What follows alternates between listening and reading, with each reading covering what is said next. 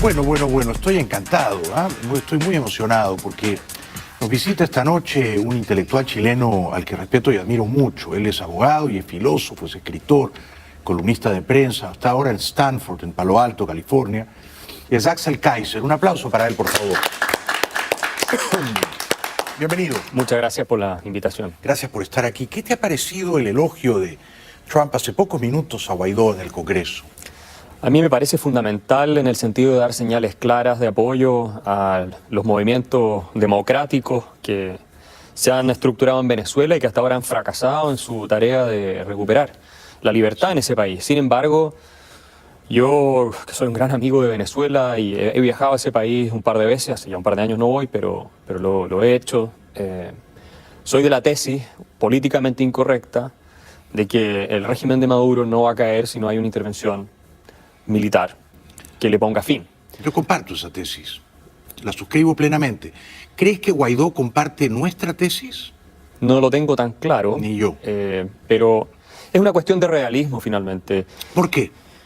Porque si uno entiende el Estado desde el punto de vista más fundamental, desde el punto de vista sociológico, como lo definía Max Weber, el Estado es el monopolio de la violencia física. Correcto. El Estado es violencia, entendamos eso. Y es una respuesta que se da en las sociedades humanas al hecho de que todos podemos ejercer la violencia en cualquier minuto contra cualquier persona. A que todos somos potencialmente bárbaros. Así es. Y por lo tanto, la centralizamos en el Estado, en un grupo de personas que la ejerce. En general, nosotros le damos legitimidad a cómo la ejerce. Y entonces cuando un mafioso, cuando un grupo de tiranos se hace de la violencia, del monopolio de la violencia, no existe ninguna otra forma de deshacerse de esos tiranos que no sea organizando una violencia equivalente o superior para ponerlos de lado. Lo has dicho clarísimo, estoy plenamente de acuerdo. Cuando a Guaidó le preguntan de esto, a veces titubea o cambia de tema. El sábado aquí en Miami la gente le gritaba intervención, intervención, intervención. No parecía tan cómodo, pero luego dice todas las opciones están en la mesa. El fin de semana dijo y debajo de la mesa.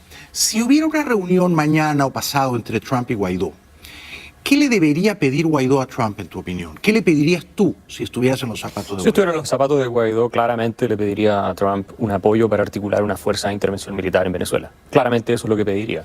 Hablemos como adultos, no como niños. Y en este mundo de corrección política en el que estamos hoy, un Churchill, gente así sería imposible, ¿cierto? Porque, digamos, con toda esta pretensión de que tú a un dictador, a un narcodictador, a un tirano, a un mafioso, a un matón, lo vas a sacar pidiéndole por favor que se vaya. Porque eso es lo que está diciendo la comunidad internacional, de manera patética. Y la Unión Europea entre ellos, y Zapatero tratando de lavar la imagen al régimen, y así sucesivamente. O sea, eso es no hablar entre adultos. O sea, por último, digamos que no estamos dispuestos a la intervención militar y en ese caso que aceptamos que Maduro o su sucesor, el que sea, siga ahí por 50 años más. Sí. Es pueril, es adolescente pensar que el dictador se va a arrepentir y se va a entregar, se va a dejar esposar y va a ser conducido a un calabozo. Con todo que perder, además. Claro. Ahora, a Trump, tú sabes que Trump es un hombre de negocios, no es un intelectual, no es un estadista, en mi opinión. Es un hombre de negocios que siempre hace el cálculo frío costo-beneficio, ¿no? Y Trump dirá, a mí me conviene usar la fuerza para liberar Venezuela. ¿Qué le dirías tú? Probablemente él y sus asesores le dicen que no. Que probablemente él piensa que no, al menos no obviamente no en este minuto ni en su primer mandato. En un segundo Pero quizás están equivocados. No, tal vez están equivocados. Yo simplemente hago el análisis de lo que intuyo que se está comentando en ese círculo. Sí.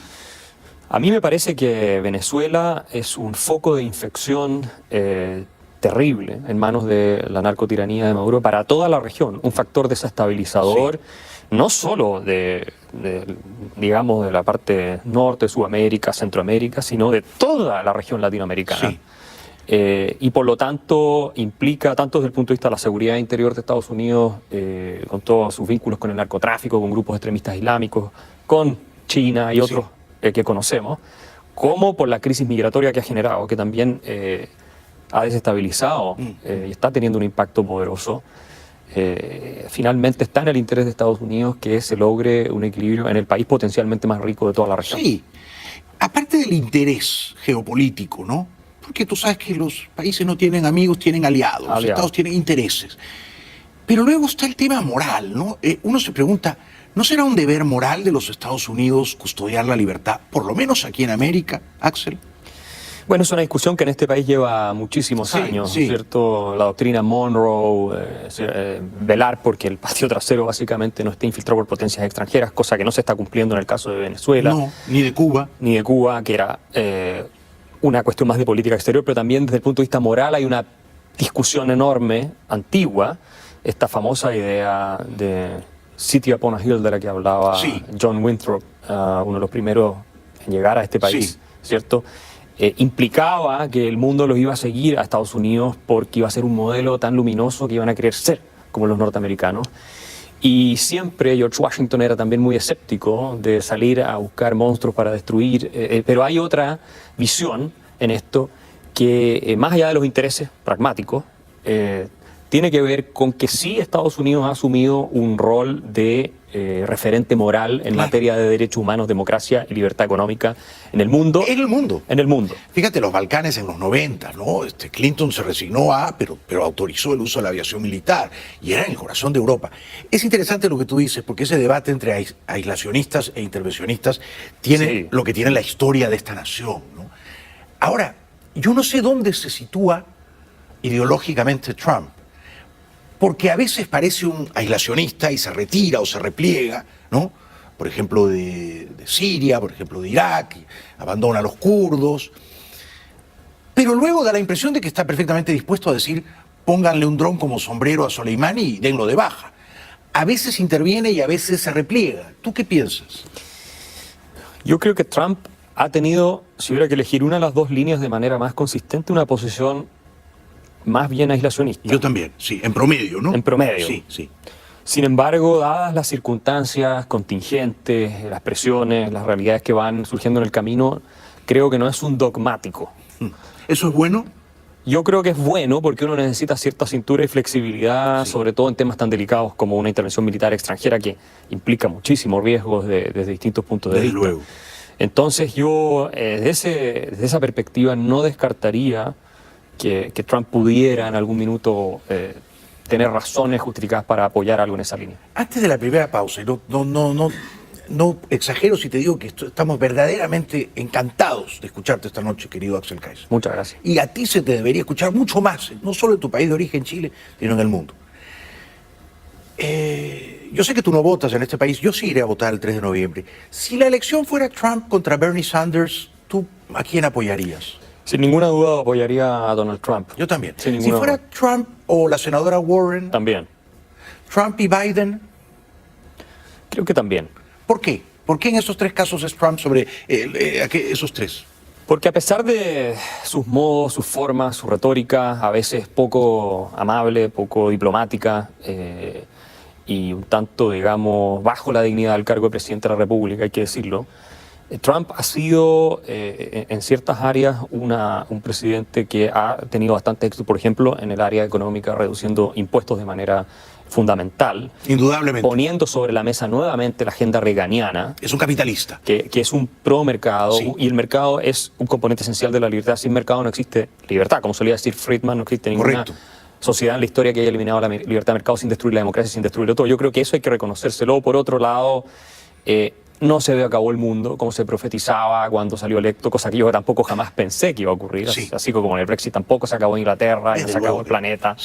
Entonces hay mucha histeria en torno a la figura de él. Él también la provoca a propósito porque sabe cómo manejar la agenda mediática con ese tipo de declaraciones tan polémicas.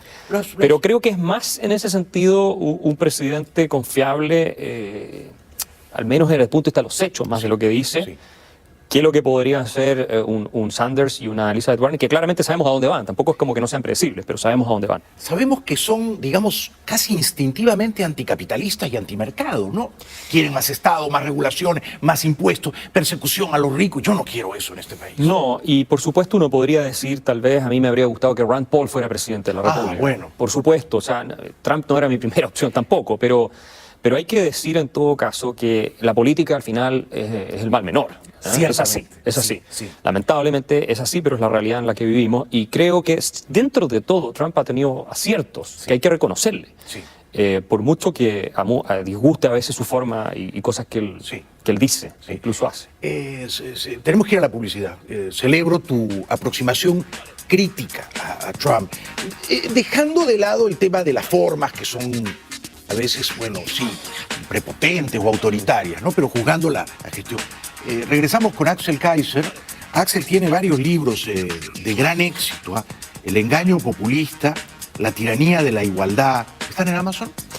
Están en Amazon, efectivamente. Regresamos con Axel Kaiser después de la pausa. Un aplauso para él, por favor.